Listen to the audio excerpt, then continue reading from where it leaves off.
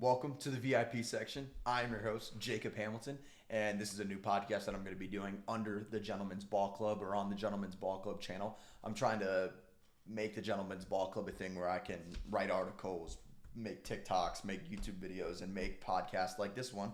But just before we jump into the episode really quick, I just kind of wanted to go over what the VIP section is going to be like. It's more of like a short podcast.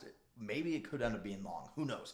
It kind of just depends on the topic that we're covering for the day. And if I think we got through everything pretty quickly, I'm not going to ramble on and waste your guys' time. But yeah, the topic for this episode is Kingston Flemings versus Darius Acuff Jr., who is the better NBA prospect, or who's going to be the better NBA player, or who I would take higher in the draft. Something kind of along those lines. But let's get into the episode. We're going to start here with Kingston Flemings, the point guard out of Houston. I'm just going to go over his basic stats really quick. 16.2 points per game, 5.2 assists per game, 4.1 rebounds. His shooting splits are 47.8% from the field, 38.8 from three, 84.3% from the free throw line, with 37 total games played and 3.17 minutes per game. So yeah, just going over those basic stats for Kingston Flemings, pretty impressive across the board. 16 points, 5 assists, and 4 boards. I mean, as a guard, that's kind of what you want, right? You want a guy that can go ahead and crash the board. He can dish out passes. He's not just a one-sided offensive player. That means he can just go and score. He 5.2 assists means he can actually pass the ball. And when we go into the highlight notes that I have for his passing, I really want to just explain it deeply, and that's why I do have highlight notes for each player. But yeah, those are his basic stats. I'm just going to jump into the advanced really quick. True shooting, 60.9%. His plus minus is 13.6. His usage rate is 26.8. His assist to turnover ratio is 2.9. And his offensive rating is 124.3. And that is the 16th ranked in the Big 12. And his defensive rating is 97.4. And that is 14th ranked in the Big 12. So just going over those, seeing the advanced stats now. 26.8% usage rate in college is pretty impressive. I mean, and he's on a team with Chris Sinak. I'm forgetting the other guard that's on that team that's been there for 4 years. I'm not too much into college basketball. This is the first time in a long time that I've really dove into college basketball this season and really enjoyed watching it. Seriously, I did not enjoy watching college basketball at all until this season. But yeah, 26.8 usage rate's pretty impressive for a freshman. Obviously, that shows in his 16 points, 5 assists, and 4 rebounds per game.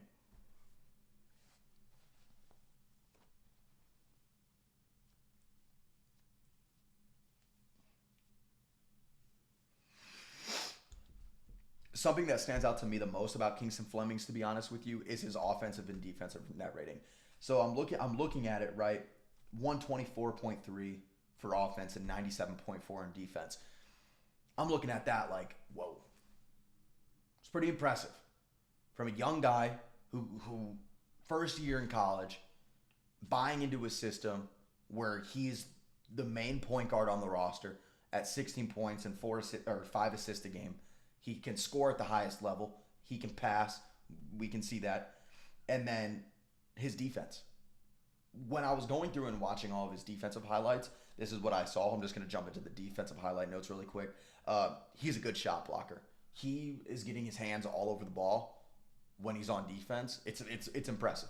It was something that I didn't expect to see when I went back and watched his highlight tape. Because, when you're watching in the moment of games, for me at least, I'm more or less watching the game, and then I want to go back and then watch like specific shots and go through and do all that fun stuff.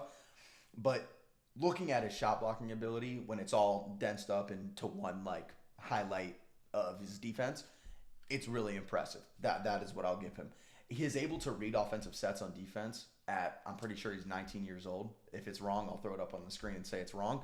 But I'm pretty sure he's 19 years old, and his ability to read offensive sets is impressive on defense. That means that they trust him enough on offense to run an offense, right? And then he's using that and implementing it on defense. He's seeing what he's seen before, if that means earlier in the game or earlier in the season when he's already played such opponents, or if he recognizes it from his own playbook, that he can read that offense on defense, and that's really impressive to me. That really stood out to me, and I was very surprised by that. This kind of goes along with shot blocker as well, but his quick hands. He's got quick hands. He's getting his hands, like I said, all over the ball whenever he needs to. It's really impressive. Another thing for his defense is he knows how to angle his hips. And When I say that out loud, that sounds a little bit weird, right? And you're just looking at, oh, he's angling his hips, right?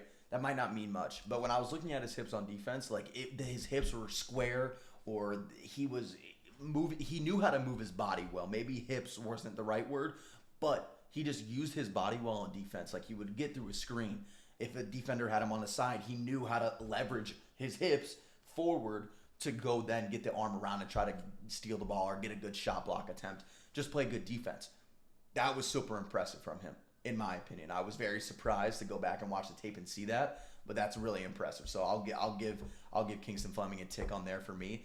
If I'm just going off of defense, I'll give him that tick between the two of Darius Acuff and him. Obviously, we'll get into Darius Acuff's defense and my kind of thoughts on it, but yeah, I'll give him the tick there versus Darius Acuff. His scoring highlight notes. I mean, his breaks were so impressive. His breaks were really impressive.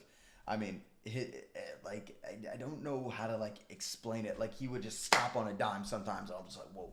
Like, obviously, you look at guys like Luka, right? He's a guy I feel like who really kind of in the modern day NBA kind of made that his thing of being able to boom stop the game and slow down pace and dictate. He can do that. Obviously, not at the level of Luka, because Luka is an MVP candidate and has been going nuts this month. Go check out my latest TikTok. I talked about the MVP letter. But, yeah, no, good breaks. Super impressive out of him from there. Not something I expected to see, to be honest with you, from a young guard. His range. He's got good range. When he's on the three-point line, which is not his favorite spot to be, I'd say. Excuse me. Not his favorite spot to be, I'd say, on offense. I think he likes to go a little bit more downhill and use his size and his bulkiness to bump off defenders off equilibrium and get an easy bucket in the paint, but he can shoot. Obviously, that says a lot with that says in his 38.8% from the three-point line, but it's still impressive. His depth of scoring is good. He can score at all three levels efficiently, and that's impressive. Another good thing, he's a tough shot maker. He likes to go downhill. I'll tell you that much. He likes to go downhill. He's a tough shot maker. Everything that I was seeing, the shots that he was taking, that would mean off center or off balance, if that's in the paint or a layup or in the mid-range area, if a defender knocks him off his equilibrium, and he's leaning to the left a little bit more on the screen, it's right. But in my world, it's left. Like, if he's leaning to the left, I can trust him to make that shot, and that is something that you really want to see out of a guard. I would like to say he likes to go downhill. Like I had mentioned, I think before, he is a very bulky guy. He wants to knock you off your center balance and get an easy layup at the rim, because I think that's where he's most effective, to be honest with you. We'll get into his passing. I think that's probably what surprised me the most about him. Even looking at stats, like, you can get 5 assists and not be a good passer, but his playmaking is there. But he likes to get downhill, and that says a lot, right? Because if you bump one guy off the equilibrium, then you have a help side defender that likes to come over and help, and then that can lead to a behind the back pass.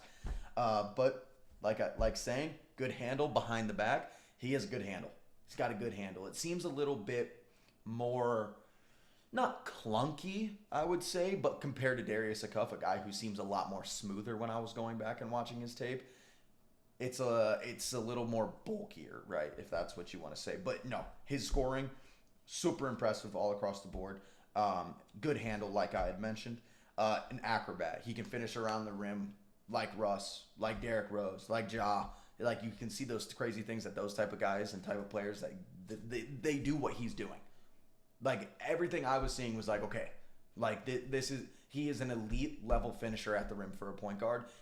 And to be honest with you, I like that type of archetype. That is an archetype I'm interested in. But you have to be able to shoot, and he can do that. He can shoot. I trust him at the three-point line. You trust him at the three-point line. My mom trusts him at the three-point line, and so do all these other NBA GMs, I believe, trust him at the three-point line. Yeah, like I said, acrobatic. He's also got a great touch around the rim. I think I had mentioned that before. But yeah, those are the scoring highlight notes for Kingston Flemings. But his passing, for me, my favorite part of his game, if I'm being honest, he has really, really good vision. The stuff that I was seeing was just like straight lasers to his teammates, and I was like, what? Like, how are you seeing that? Like that vision at that young of an age is impressive. And that just goes into this draft class. This draft class, in my opinion, might be the best draft class we've seen since 2003. I wasn't born then, and that was the LeBron class. I'm '04, so I was a little before that, like a couple months late. But I think looking at this class and everything that all these guys can do, and I'll go in, we'll do more player versus player like this type of this type of episode, but super impressive, and I'll give him that with his vision, his ability to dictate pick and rolls. I said this about Darius Acuff too, but it's super impressive. I mean, just being able to have a guard that can dictate a pick and roll as well as these two do makes them the number 1 and number 2 guard in the draft. However, whatever way you want it, Acuff 1, Kingston 1, and then obviously whatever you have after that. But I think these two guys are the number 1 and 2 in this draft for guards. He's comfy working in sets as well. That's something I also noticed, and that goes back to like what I said about defense. They run him in sets a lot. They run him in a lot of sets as a freshman point guard. And obviously, when you have a veteran guard on the team, like you do, can't remember his name. Forgive me, no hate. But he looks comfy working in sets. I like that a lot. That made me very like. I keep saying impressed, but I'm nonstop impressed with Kingston Flemings, to be honest with you. Yeah.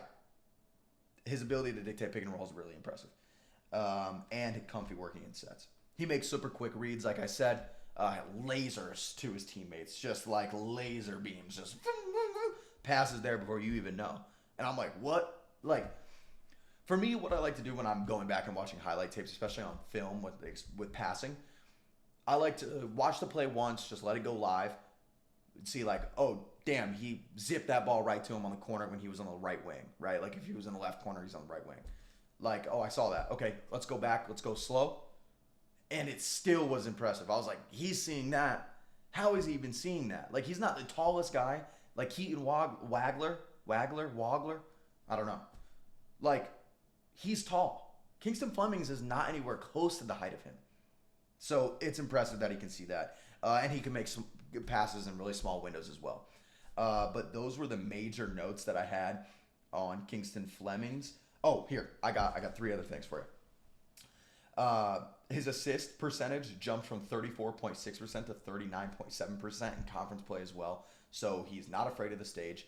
He's making better reads on bigger stages. He's averaging 16.2 points per game. 16.2 points per game on a lower usage than Darius Acuff. Just to remind you what his usage is, it is 26.8. That is also really impressive. Obviously, looking at his splits, you know he's a good shot maker. But yeah. And he's a better defender. He's a better defender and better efficiency-wise than Darius Acuff. Yeah, those are the 3 talking points that I had for Kingston Fleming. That is my Kingston Fleming breakdown. Let me know what you guys think of Kingston Fleming. Now let's get on to Darius Acuff. Now on to Darius Acuff. I'm just going to go through the basics again, then advance, and then go into his notable achievements, and then we'll go through and talk about his highlight notes and stuff that I have. Darius Acuff, point guard from the Arkansas Razorbacks under Coach John Calipari. The basics for him, 23.5 points per game, 6.4 assists per game, 3.1 rebounds per game. His shooting splits are 48.4% from the field, 44% from 3, 80.9% from the free throw line, with 36 games played and 35.1 minutes in those games. So just right off the rip, obviously, he averages more points than Kingston Flemings. He averages more assists. I'm pretty sure he averages less rebounds. Let me go back and... Yeah, averages less rebounds. Kingston Fleming is at a whole rebound higher than him. But, you know, size and archetype kind of makes that, right? But Darius Acuff has been the most impressive scorer that we've seen in March Madness and all of the NCAA season. If I'm being honest with you, he's surprised me the most. Just with his insane scoring ability. When I saw that Darius Acuff, like when I learned about him, I didn't know about him until he was in college. But I was like, holy brother, like this guy is going crazy in March. He's doing everything. He's doing everything he needs to do. And then you go out and hear John Calipari talking about how him and the other teammate, forgive me for forgetting his name, are the most no ego and selfless players that you can find. Like he said, like if they wanted to go for president, like I would back them because those two are so egoless and selfless. And that's lovely to hear out of a point guard, especially the type of point guard that Darius Acuff Jr. is with his scoring ability. Selfless player that can go out there and drop 36, 40 points. Pretty sure he had a 40 bomb this season in college. I could be wrong there as well. But super impressive basics. Super impressive points, assists, rebounds, shooting splits, everything. Everything. The advanced stats for him. 60.4% from true shooting. His plus minus is 10.1. You'll see why. His usage is 29.5. His assist to turnover ratio is 3.2. His offensive rating is 128.8, and his defensive rating is 116.9. So, kind of what that says a lot is his defensive rating is not good. And we'll just jump into that. We'll just get the defensive stuff out of the way with Darius Acuff first. Obviously, you see everything, like I had even mentioned earlier in the show, that he's a cone. He literally does not try on defense, if I'm being honest with you. But when he does, his athleticism shows. Like, to be honest with you, I don't think that he's a bad defender. For some reason, I just don't. I don't know why. But, like, I'm talking, like, the prospect of his defense, right? Like, I'm looking at it and looking all the tangibles that he has, right? The athleticism, the jump, everything, the speed. And, yeah, just the athleticism, right? That, like, encuffs all and gape. That surrounds everything, right? That kind of, like, brings it into one area. His athleticism, I think, on his defensive end is super helpful when it needs to be. Because I went back and watched the highlights of his defense. When he was doing defensive things, I was like, okay. Like, I can see what you have here. Like, I see the vision. I see it. But, like, are you ever going to let that show? Like, are you ever going to, like, put the effort in on defense? Because I went back and did my research because I was confused. Maybe he wasn't just trying on defense in college and more or less saving it for the NBA. But going back and looking at high school games and AAU games and reading online and kind of having ChatGPT summarize a lot of it for me, he was the same way on defense as he was in high school. So maybe he's really stuck on that defensive thing where he just doesn't want to play defense. And that's fine, right? That's fine. You're going to be pretty hard to disguise in the NBA. That might be tough, but teams do it all the time for players as well, especially if he ends up being like a Trae Young or a Luka level, right? Like those, like Luka and Trae Young, there's a gap between the two. But like two guys on defense that you almost have to disguise. And Luka, I think, is an underrated defender. I'm not saying he's a great defender or a good defender. I just think he's a little underrated. But yeah, that's enough for defense on Darius Acuff. Everybody talks about it. Let's go to the highlight notes for his scoring. Because like I had mentioned, and like you see on his splits, his true shooting and everything, and his offensive net rating, his points per game, his scoring is unbelievable. He's a really tough shot maker. I was going back and watching these highlights. I was like, oh my God. Like, this is crazy. Like, the stuff that he's doing, I'm okay. Like, you're going to just do that? Like, out of bounds play? You come down off of two screens and you're in the corner and you're just going to fade away in the three, even though with the defender on the inbound come over and helps? You're just going to shoot it still? Fair. I respect it. And he made it. So, you know what? He doesn't lie. He makes all of his shots, to be honest. Another thing about his scoring, his downhill length. So, when I was going back and watching all of his scoring highlights and mixtapes and stuff, I was seeing that, like, his length really helps him. Like, he brings through his arms. He brings through that gather and the rip through and, like, just to be able to, like, get his body to where it needs to be for him to help him on scoring, even if he's not the biggest guy or the tallest guy, you know. He's still getting downhill. He's getting downhill because he's got the speed. And his length lets him bring his arms in front of the defender that he can just get in easy. Like, yeah, there we go. That's an easy bucket. We had some malfunctions. I don't know what happened. My computer died, and I don't know. I was trying to figure it out, but I think we got it back. I think I found off where I left off, but you know, we're just gonna jump into it. Whatever. First episode, we'll get the kinks and the creaks and all that stupid shit out of it. All right, here we go. Yeah, looks very confident with every shot. Like I mentioned, like even when he's doing his length with his arms and trying to get through these defenders, and he looks confident every time he does it. Every shot he takes, he looks confident, and you want that. And if he wasn't looking confident, obviously he wouldn't be the player that he is, but he's got that goldfish brain. Like when I'm playing at my local gym, like tell my friends, hey, goldfish brain, you airballed the last 4, but the next one might be green. You know, he has that goldfish brain, and it's impressive. I mean, I'm thinking back to one of the highlights, like he had missed a mid-range shot. I think he instantly went back on transition to get on defense, and his teammate got the board, and he stopped. He quickly realized it, came back to the front of the three-point line, stood there in shooting motion, ball right into the pocket, boom, cash, goldfish brain, confident with every shot. Very handsy as well. He's moving around. He's doing everything. Street ball esque. I mean, maybe this is because like I'm kind of comping him closer to Allen Iverson. That could be kind of off. I don't know. It's just the way he plays, just very street ball esque, and that's fun to watch. Like as I'm a person who likes running sets and just doing everything. If I'm coaching a team, local YMCA team, we're running sets, we're running out of bounds plays, like we're running everything. But his like street ball, like dribbling, and maybe it's because he wears that cutoff shirt underneath his jersey that kind of like sticks out. If you know what I'm talking about, maybe that's why I think like I'm thinking street ball. But I don't know. He's impressive. His scoring is impressive on every level. He can shoot, he can dribble, he can dunk, he can do everything on offense, scoring wise. Like he can do it. He can do it, and I'm confident in him doing that. Like, and I think NBA teams should as well. Highlight notes for his passing. His pass accuracy is great.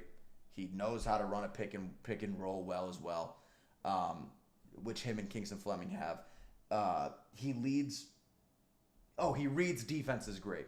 Yeah, reads defense is great. Very impressed by his reading of the defense. And maybe that's because he runs the offense for the team, but I don't know. Something about him just being able to, even when they're running specific sets, running a set on, if they're running a set on offense, he's able to recognize that, and that's pretty impressive. His selflessness,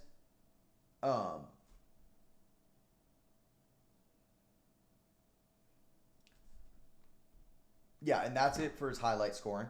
Highlight notes for scoring. Let's get into passing a little bit. His pass accuracy is great. I mean, his ability to like see a player on the other end of the court, and he's just like, bet, boom, touchdown. That's in the bucket every time. Touchdown, Jeremiah Smith. Jeremiah Smith. But like it's in the bucket all the time. His lobs are great. His lobs are perfectly placed there. And maybe that's just with like chemistry, you kind of learn that after a while. But like, there's some guys who just don't know how to throw lobs in the NBA. They're like, nah. Like Chris Paul, when he was with the Lob City Clippers, like DeAndre Jordan's talked about it a bunch. Like they had to like go up to him and be like, yo, listen, like this is where we want the lobs, and boom, instantly there. And I think if they try to do that with Darius Acuff in the NBA as well, whatever team that wants him or who's the most interested and drafts him, I think they have a really good just offensive engine on their team. And goes through with his selflessness, like where he will pass. Like if he doesn't have the shot, he's not going to take it. And obviously, like there's times when you are just an elite scorer like him, where he is going to take shots that are technically bad shots. But there's no such thing as a bad shot when you're as good of a scorer as Darius Acuff is. And his gravity like is great. It's so impressive. Like I mean, but that goes along with his scoring. So if you're a great scorer, that opens up to more looks on the outside, right? That's like 1 + 1 = 2. But yeah, we'll go through the notable achievements for him because I don't think we've done that yet. He led the SEC in points and minutes as a freshman. I'm pretty sure the only other guy to do that is Pete Maravich. Could be wrong there. He won SEC Player of the Year and SEC Freshman of the Year. Impressive. He's had the best season for a player under Coach Cal, except for Anthony Davis statistically wise. And Anthony Davis in college was, at the time, if you guys remember, one of the best prospects going into the NBA. People were so high on Anthony Davis, deservingly. But that's also another thing to have. Think about how many guys Coach Cal has done. Like Shea, Maxey. We'll get into Shea real quick. But yeah, we'll move on from that point. This is a Coach Cal quote. Pass on him. You'll regret it. I said it about Shea. Said the same thing about Shea. Look at Shea. MVP last year and top 3 in MVP this year. He could win MVP this year. Wherever you have it. You really want to pass up on the opportunity like that? If he thinks he's got it, then he's got it. Like that, like you trust Coach Calipari. You always have to. But yeah, those are the notable achievements. Just a few more things about Darius Acuff really quick. His offensive box score plus minus 9.4. That's great. His defensive box score plus minus 0.7. Yeah, 0.7 is not good. Obviously, when you're looking at stuff like this, that's like a big outlier. And I'm a person who personally I think advanced stats tell a lot about a player. Like I'm an eye test guy as well. Obviously, he's passed the eye test, and so is Kingston Flemings. But if you're looking at an advanced stat like that, 0.7, that's like almost historically bad, I think. Maybe I'm wrong there, but that's just terrible. It's something he needs to work on. And I think, like everything he said, he's selfless. He's got no ego. He could be the president. Like, if that's true, then he should have no problem adjusting to trying to play defense. And maybe it's like a thing where he only plays defense when he really needs to. Like, if it's in clutch time, you're at the end of a quarter, or you're in the end of the second quarter, going into halftime.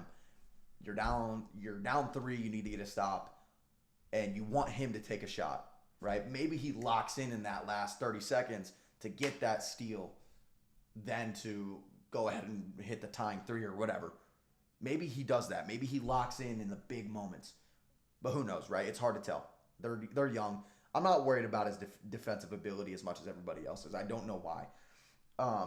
But yeah, those are the breakdowns for Darius Acuff Jr. and Kingston Flemings. I'm trying to really think here. I think I'm still gonna take Darius Acuff number 1 as the number 1 point guard in the draft. Not number 1 overall. I think AJ's better.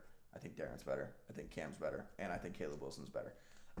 But I mean, and that just shows you like the depth of this draft class. And we'll get into other guys. Maybe this won't just like more topics for this won't be Flemings versus Acuff. Maybe it will be like AJ, just a pure AJ Dybance to break down. Maybe we'll throw some clips on the screen. We'll go over and we'll review things as like a whole like community. But with everything said and done, I'm going to take Darius Acuff as the number 1 point guard in this draft. And I think it's still really close. I think 30 minutes from now, my opinion could really change. And we'll go through before the NBA draft and once the lottery's done, and maybe even before, we'll do like a little we'll do a big board. That would be pretty fun if we go over a couple more prospects and then do that. But we'll 100% do a mock draft. We'll 100% do a big board, and we're gonna do more prospects as well. So make sure to like, comment, and subscribe. Comment what you think or who you think is the number 1 point guard in this draft. Yeah, thank you guys for tuning in and watching the VIP section presented to you by the Gentlemen's Ball Club. I know it's kind of a little all over the place. I might be a little energized on camera. I'm drinking a Red Bull right here, but you know, it's first episode. We got the first episode jitters out of the way. Thank you guys for watching. Make sure to tune in for episode 2. Who knows what the topic is going to be, but make sure you're there. Make sure to like, comment, and subscribe, and turn on that bell for notifications.